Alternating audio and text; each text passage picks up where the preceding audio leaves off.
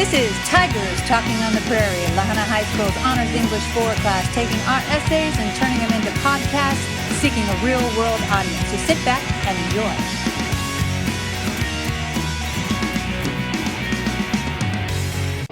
Hi, I'm Jenn Harsh. And I'm Gywn. And I'm Joshua Pliler. And we've been working on our college essay drafts in class lately, for English class. Which seems to be a lot easier than what some people might think. Yeah, like, the things that we did was, I don't know, it was just simple for me. So. Yeah, it started off, it wasn't hard at all to begin with. We just did simple brainstorming and then moved on to drafting, and we actually did peer reviews, which was very helpful. And past that, I think the hardest part of this whole entire thing was honestly printing the papers in this godforsaken building. I could see it, yeah, because printers are pretty crazy. But, I don't understand the printers. I'm hoping that if I send this into a college that they will recognize it, because I've been doing a lot of application stuff lately because, of course, we're seniors, so Yeah. Well, I'm along with Josh. I hope that colleges will look at our papers and go, wow, we should really start thinking about these students to come to our school, and maybe we can help them get along further in their life. How did you guys decide what to write about originally? I was thinking one of the biggest things that changed my life was for me. That was my best friend dying, and that's one of the reasons why I wrote what I wrote. It's just hard for me, but I learned a lot from it, which was, I learned strength emotionally. I just learned respect, and I don't know, it was a big change for me in my life, so. It was a turning point? Yeah.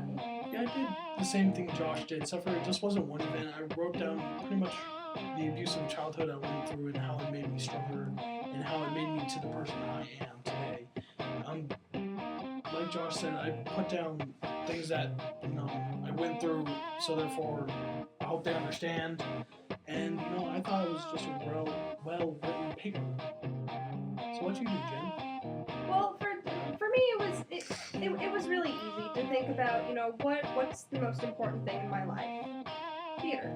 And that's what I spend most of my time doing, so it was really easy to decide, how, I just basically wrote, how did I get into acting, and what kept me there, what do I enjoy about it, things like that. And you are a great actor. I will agree to that. Now, we're going to come to the end of this recording, and we will start speaking about our own, so Josh, if you can stop it. Hey, my name is Gywn. I'm a senior here at Lahana High School, and I'm going to read you my college essay titled The Lights and Darks of Me. Now I know that you've read 1,000 papers. I also wish I could tell you one event that changed my life, but alas, I cannot. My life is not easy as others. No, my life was a latter dark and rather depressing. With the short amount of time I spent in this world, I had to learn that this world is filled with evil people. But there is light in this world. When I first moved to Lahana, it was in the year 2001. It was the first of many horrible decisions that hurt me and my family. Mom's first mistake was getting addicted to the hardcore drug scene. What I mean by that is that she found herself addicted to methamphetamines, cocaine, and alcohol, which we all know where that ends up. The second screw-up was when she married a fellow druggie, Robert Bobby White, in which me and my siblings dealt with 2 years of every abuse in the book. When this happened, not only did I have to make sure that I survived, but also I had to help my 2 younger siblings which have both cerebral palsy. Also at the time, I also felt that I had to protect my mother. But when that happened, simply, I was not strong enough. I was thrown into refrigerators and also thrown over a bed just because I want to protect my mother. The cycle of abuse went on for years. Along came the emotional paralysis. In other words, I said and did nothing. I didn't talk to anybody. I had very little friends. For years, I was even afraid to tell my father.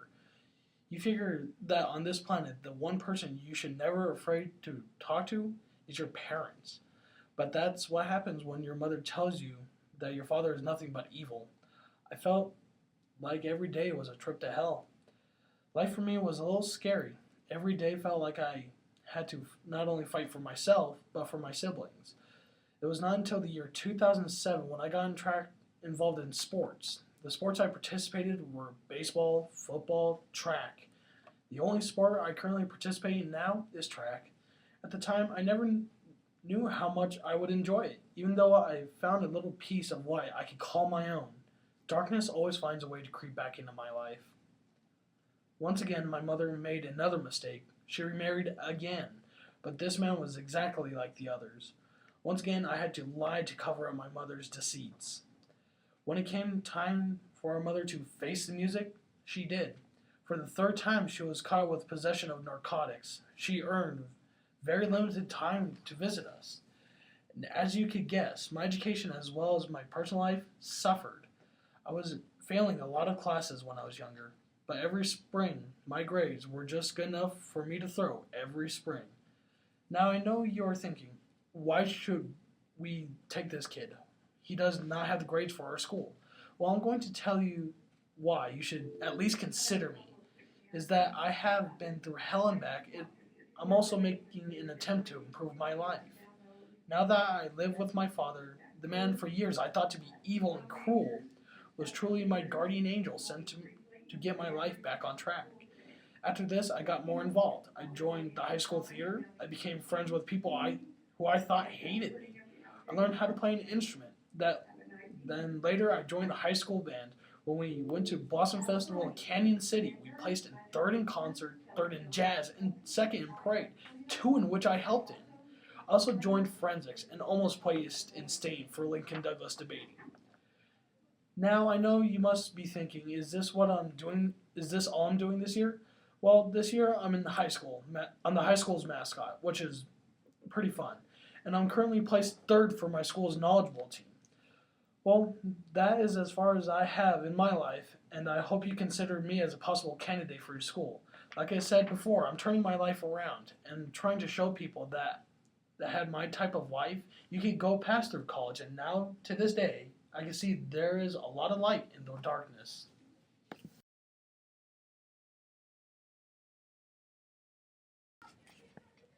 Hi, I'm Jenn Harsh, and I'll be reading my college essay entitled Star. Every time I sign my name, I sign it with a star. It's something I've done for years. In the words of one Miss Rachel Berry, it's a metaphor, and metaphors are important. My stars are a metaphor for me being a star. Okay, so perhaps I'm not a star yet, but I will be. Ever since I was 6 years old, I've known that that's all I wanted to do. Stand on a stage in front of an audience full of hundreds of people and pour my heart out. I want to leave an audience in tears every night with a performance in Wicked, or listen to them laugh until they're blue in the face while a part of the musical The Producers. It's my dream.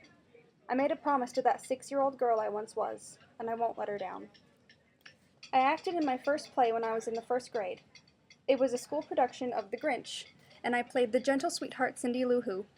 After all these years, I still remember my music teacher telling me after class one day, "Jennifer, I'd like you to stay for a few minutes and read a couple lines for me." I was absolutely delighted that she had chosen me to try out, as only third grade and up were allowed to try out for speaking roles in the school plays.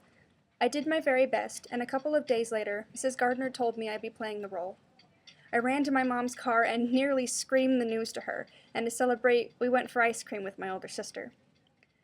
That first show opened up a whole new world to me I had no idea existed. I wanted to try out for every single play that came along. Unfortunately, a couple of years later, my mom got a new job, and she wouldn't have time to drive me to and from rehearsal every night, so I stopped performing. After a while, I had forgotten about it. I wasn't as sad as about not being in the shows with my friends, and I developed new hobbies. Then, about 5 years later, a community theater announced auditions for The Wizard of Oz. I had always been in love with the Oz books. As a kid, I watched the movie so much that I broke our VCR. I felt I needed to be a part of that production. So I made arrangements to hitch a ride with one of my friends, and I auditioned. As I stood on that stage, lights shining down on me, everything came flooding back, and I was home. I played the part of a talking tree, as well as taking on the responsibility of being Dorothy's understudy. I made some lifelong friends in that show, but I gained something even more valuable as well: the drive to keep at it. I auditioned for every single production I heard of. I did as many as 5 shows a year, and I liked it that way. My parents even paid for professional acting lessons and voice lessons. I went on to play amazing roles I'll never forget, such as Liesel in The Sound of Music and Mabel in The Pirates of Penzance.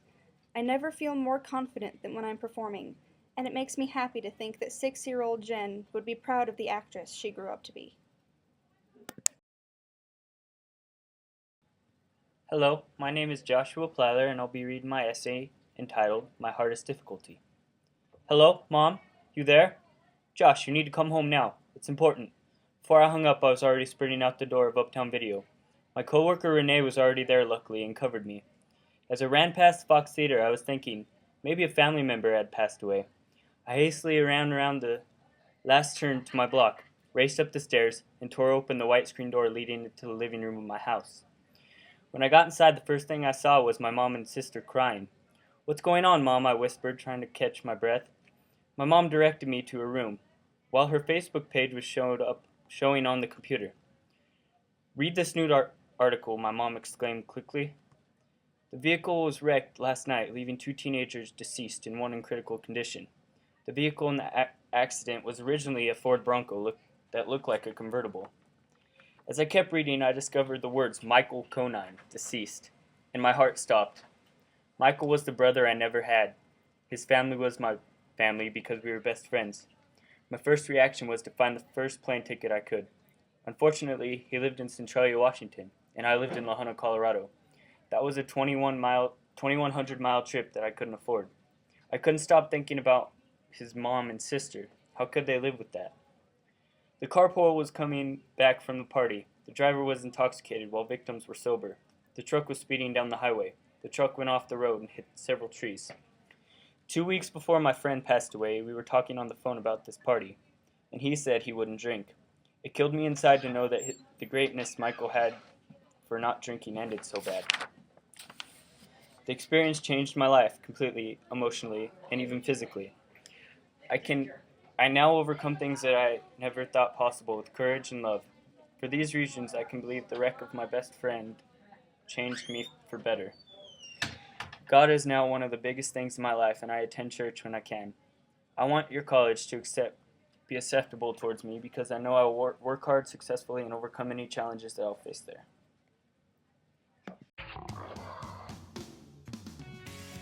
This has been La Junta High School Honors English 4 under the instruction of Kelly